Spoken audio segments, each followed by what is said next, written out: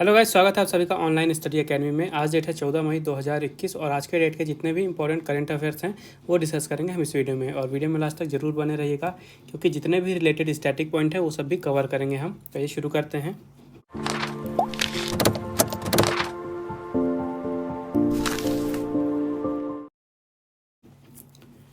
तो आज का पहला क्वेश्चन है, which country has chaired the recently held first BRICS working group meeting. हाल ही में आयोजित पहली ब्रिक्स वर्किंग ग्रुप मीटिंग की अध्यक्षता किस देश ने की है।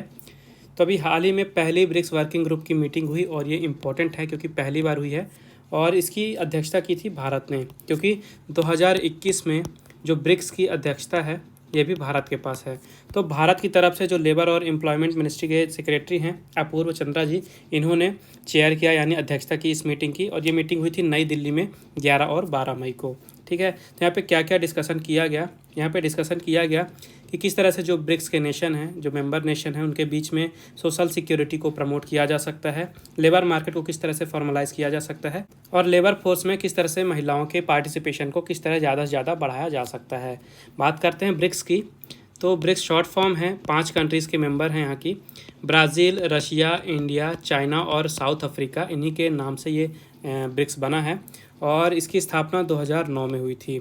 और कभी कभी पूछता है कि सबसे बाद में किस कंट्री ने ज्वाइन किया ब्रिक्स को, तो 2010 में साउथ अफ्रीका ने ज्वाइन किया था। इसके पहले ये ब्रिक था, ये भी याद रखिएगा। नेक्स्ट क्वेश्चन है, according to the 2021 renewable energy market update, how much renewable energy was installed in 2020। 2021 अक्षय ऊर्जा बाजार अद्यतन के अनुसार 2020 में कितनी नवीकरणीय ऊर्जा स्थापित की गई थी। तो इसका राइट आंसर है 280 गीगावाट। ठीक है, अभी हाल ही में एक रिपोर्ट प्रकाशित की गई है इंटरनेशनल एनर्जी एजेंसी के द्वारा। ठीक है, इन्होंने प्रकाशित किया है 2021 रिन्यूएबल एनर्जी मार्केट अपडेट और इस रिपोर्ट में ये बताया गया कि 2020 में 280 गीगावाट पूरे विश्व भर में रिन्यूएबल एनर्जी इंस्टॉल की गई है। इसके साथ ही कुछ और पॉइंट्स दिए गए हैं इस रिपोर्ट में, जैसे कि जो ग्लोबल ग्रोथ है सोलर एनर्जी और विंड एनर्जी में, ठीक है, इसमें अनुमान दिया गया है कि इसमें 25% की वृद्धि होगी। साथ ही 280 गीगावाट का इंस्टॉलेशन किया गया है एनर्जी का, रिन्यूएबल एनर्जी का, ये तो बता दिया। इसके अलावा 2019 के कंपैरिजन में बात करें तो ये जो 280 गीगावाट का एनर्जी इंस्टॉलमेंट किया गया है ये 45% ज़्यादा है, मतलब 45% का इंक्रीमेंट हुआ है 2019 की कंपैरिजन में। और जो विंड पावर है इसमें 90% का इंक्रीमेंट हुआ है और सोलर पावर में 50% का इंक्रीमेंट हुआ है। और ये बताया गया कि 2020 में जो फ्यूल डिमांड है, बायोफ्यूल डिमांड, इसमें गिरावट आई है। तो अगर वॉल्यूम के हिसाब से बात करें प्रोडक्शन में तो 8% की कम प्रोडक्शन आई है वॉल्यूम वाइज अगर बात करें बायोफ्यूल की। नेक्स्ट क्वेश्चन है, who has been appointed as next chairman and managing director of BPCL। BPCL के अगले CMD के रूप में किसे नियुक्त किया है। तो अभी हाल ही में अरुण कुमार सिंह, ठीक है, ये हैं अरुण कुमार सिंह और ये BPCL के नए चेयरमैन और मैनेजिंग डायरेक्टर होंगे। तो पब्लिक इंटरप्राइजेस सिलेक्शन बोर्ड ने इनके अपॉइंटमेंट को अपनी मंजूरी दी है और ये जो अरुण कुमार सिंह जी हैं ये भी भारत पेट्रोलियम कॉरपोरेशन लिमिटेड के मार्केटिंग के डायरेक्टर हैं प्रेजेंट में, और साथ ही रिफाइनरीज़ के एडिशनल चार्ज दिया गया इनको डायरेक्टर का। और अब ये पूरी तरह से यहाँ के चेयरमैन और मैनेजिंग डायरेक्टर बन जाएंगे। नाम याद रखिएगा, अरुण कुमार सिंह। ठीक है, PC पंत जो हैं ये नेशनल ह्यूमन राइट कमीशन के एक्टिंग डायरेक्टर नियुक्त किए गए थे, PC पंत। T रविशंकर ये बने हैं RBI के चौथे डिप्टी गवर्नर। ठीक है, ये नाम काफ़ी ज़्यादा इम्पोर्टेंट है और इन्होंने रिप्लेस किया था BP कानूनगो को। बात कर लेते हैं BPCL की। तो इसका हेडक्वार्टर है मुंबई में और स्थापना हुई थी 1952 में। नेक्स्ट क्वेश्चन है, which state launches mission oxygen to increase the supply of oxygen in the state. राज्य में ऑक्सीजन की आपूर्ति बढ़ाने के लिए किस राज्य ने मिशन ऑक्सीजन लॉन्च किया है। तो आप सभी को पता है कि पूरे भारत में कोविड काफ़ी ज़्यादा फैल चुका है, कई जगह पर्याप्त मात्रा में ऑक्सीजन अवेलेबल नहीं है। तो ऐसे में जो महाराष्ट्र की सरकार है वहाँ पे उन्होंने जो ऑक्सीजन की सप्लाई है उसको मेंटेन रखने के लिए, उसको और भी ज़्यादा बढ़ाने के लिए वहाँ पे मिशन ऑक्सीजन लॉन्च किया है। ठीक है, महाराष्ट्र सरकार ने लॉन्च किया है मिशन ऑक्सीजन और इसके लिए 3000 मेट्रिक टन का ऑब्जेक्टिव रखा गया, यानी टारगेट रखा गया है कि हर दिन लगभग 3000 मेट्रिक टन ऑक्सीजन यहाँ पे अवेलेबल कराया जाएगा महाराष्ट्र के लोगों को। और इसको इंश्योर करने के लिए कि ये जो टारगेट है पूरा किया जा सके, तो जो भी वहाँ पे मैन्युफैक्चरर्स हैं उनको बेनिफिट्स दिए जाएंगे सरकार की तरफ से, जैसे कि उनसे जीएसटी नहीं लिया जाएगा, स्टैम्प ड्यूटी माफ़ की जाएगी, या जो इलेक्ट्रिसिटी बिल है वगैरह है तो इन सब में डिस्काउंट दिया जाएगा। तो इस तरह के इनको स्कीम दिए जाएंगे ताकि प्रोडक्शन ज़्यादा बढ़ाया जा सके और जो टारगेट है डेली 3000 मीट्रिक टन का, इसको पूरा किया जा सके।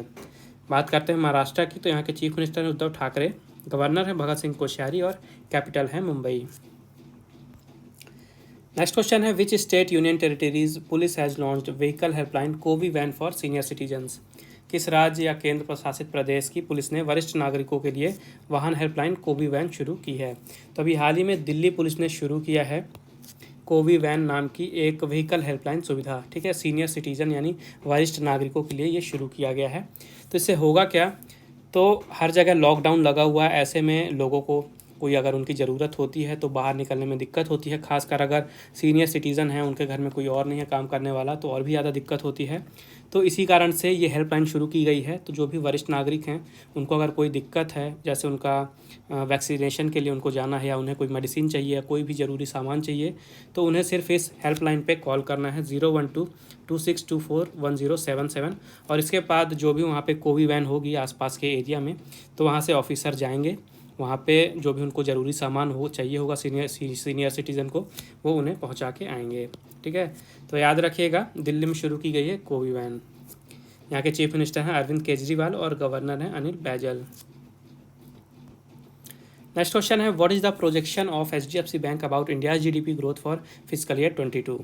वित्त वर्ष 22 के लिए भारत की GDP वृद्धि के बारे में HDFC बैंक का प्रक्षेपण क्या है।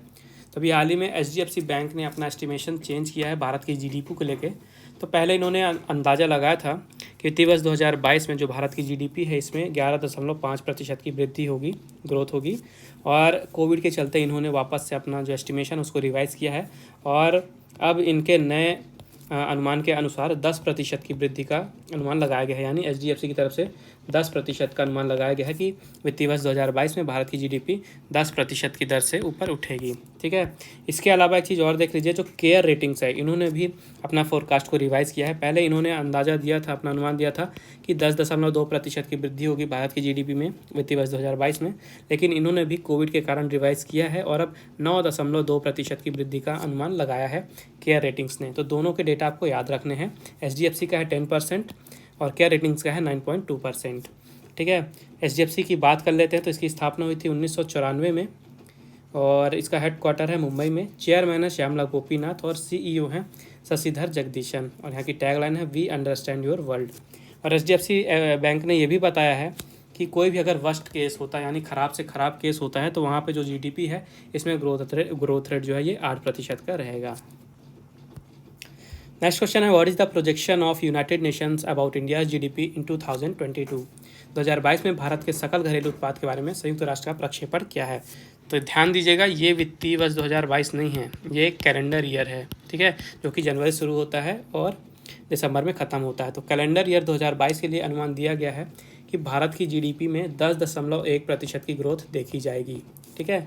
तो पहले यूनाइटेड नेशंस ने अपना अनुमान दिया था 5.9% का, ठीक है।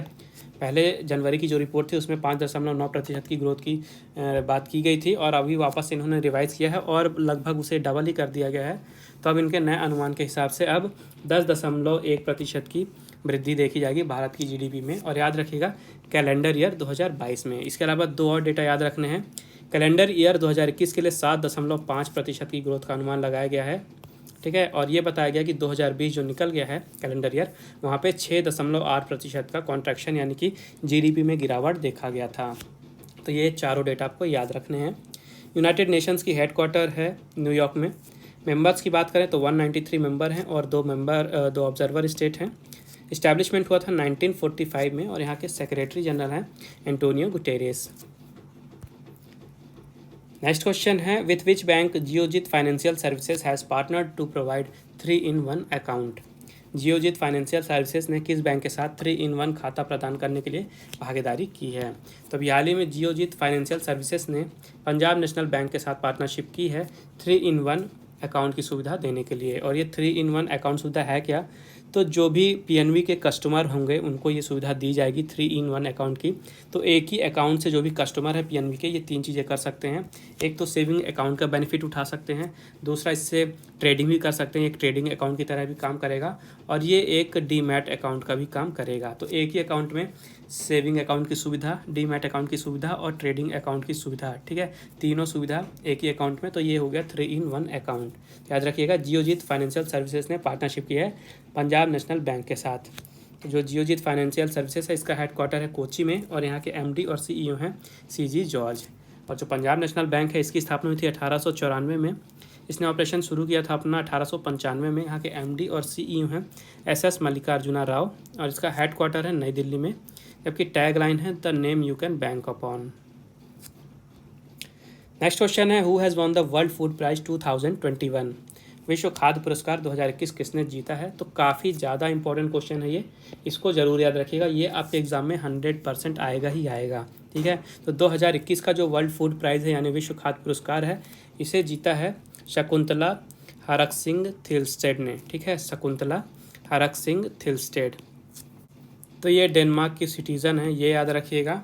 और इन्हें ये अवार्ड दिया क्यों गया है? इन्हें ये अवार्ड इनके रिसर्च के लिए दिया गया है। ठीक है, जो भी एक्वाकल्चर और फूड सिस्टम के लिए इनका न्यूट्रिशन सेंसिटिव अप्रोच था, उस तरफ इनकी रिसर्च के लिए इन्हें ये अवार्ड दिया गया है। और ये इतना इम्पोर्टेंट क्यों है? क्योंकि इसे नोबेल प्राइज़ के बराबर माना जाता है। ये एग्रीकल्चर फील्ड में नोबेल प्राइज़ माना जाता है, या फिर फूड एंड एग्रीकल्चर का भी ये नोबेल प्राइज़ कहा जाता है। इसलिए ये काफ़ी ज़्यादा इंपॉर्टेंट क्वेश्चन है। यहाँ नाम याद रखिएगा, शकुंतला हरकसिंग थिलस्टेड।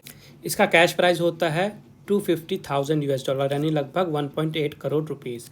इसके अलावा जो रतन लाल जी हैं, इन्हें 2020 में ये अवार्ड मिला था। साइमन ग्रूट को 2019 में ये अवार्ड मिला था, और डेविड नबारो को 2018 में ये अवार्ड मिला था, और 2021 में मिला है Shakuntala Haraksingh Thilsted. Next question है, which agency has been conferred with green Urja award? किस एजेंसी को ग्रीन ऊर्जा पुरस्कार से सम्मानित किया गया है? तभी हाल ही में IREDA यानी कि Indian renewable energy development agency limited को ग्रीन ऊर्जा अवार्ड से सम्मानित किया गया है। ये हैं वहाँ के चेयरमैन और मैनेजिंग डायरेक्टर प्रदीप कुमार दास, इन्होंने ये अवार्ड लिया है। और इन्हें ये अवार्ड दिया क्यों गया है? तो IREDA को ये अवार्ड दिया गया है क्योंकि रिन्यूएबल एनर्जी के क्षेत्र में सबसे बड़ा फाइनेंशियल इंस्टीट्यूशन बन के उभरा है। ये सबसे ज़्यादा फाइनेंस किए गए हैं इनके द्वारा। ठीक है, और जो अवार्ड है ये इंडियन चैम्बर ऑफ कॉमर्स के द्वारा दिया जाता है। तो ये जो IREDA है यानी कि Indian renewable energy development agency limited, इसका हेडक्वार्टर है नई दिल्ली में। स्थापना हुई थी 1987 में, और चेयरमैन और मैनेजिंग डायरेक्टर हैं प्रदीप कुमार दास। नेक्स्ट क्वेश्चन है, which e commerce platform has launched Sanjeevani to connect covid patient with plasma donors? किस ई कॉमर्स प्लेटफॉर्म ने कोविड रोगियों को प्लाज्मा दाताओं से जोड़ने के लिए संजीवनी लॉन्च किया है? तो स्नैपडील, आप सभी ने सुना होगा स्नैपडील का नाम, जो कि एक ई कॉमर्स प्लेटफॉर्म है।